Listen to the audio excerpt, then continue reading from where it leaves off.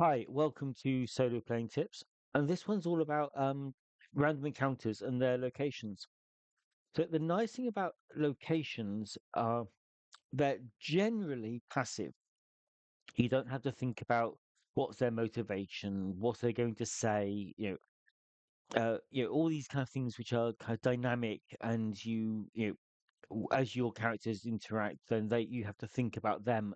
So locations aren't like that. So they're generally static, which means if you put in a bit of effort into creating unique locations for every random encounter, on the fly, just but spend an extra 30 seconds just thinking about it.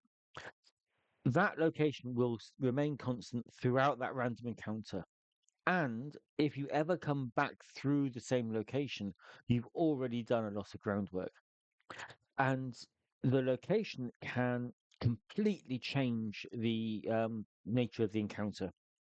If you've got, say, a simple, a low-level fighter, and you've got some kobolds or something, you might just have them in a passageway, but you might think about the location and say, right, okay, if there was a ledge up on one side and a drop away on the other, the kobolds could be up on the ledge, which would then, they've got bows or slings, they've got the height advantage, you can't get to them easily. And suddenly, what would be a kind of almost irrelevant random encounter suddenly becomes a real challenge.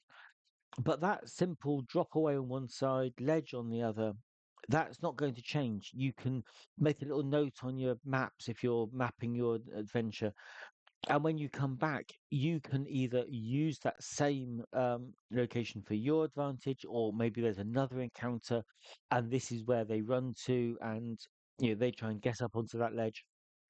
It's just something you can reuse, and that will make that encounter really stand out. But you don't have to think about how does it act, how does it react.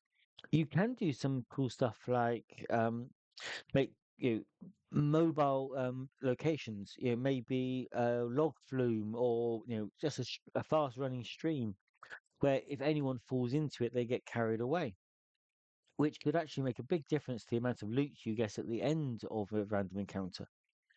But you can, once you've got moving things, you still don't have to do a huge amount of mental effort to take into account if it's say a Ferris wheel that's going round, it's only going to go round and round. It's never going to go left or right. But it changes stuff. It changes the elevation. It changes ranges. It changes what's visible, and that's a dynamic thing. It's moving. And when things start to get damaged, if people start throwing grenades around, then suddenly that Ferris wheel might not be as stable a base as it was before. But they're just something else you can interact with and play with, and they make encounters much more unique if you've got a very visual location. Okay, thank you for watching.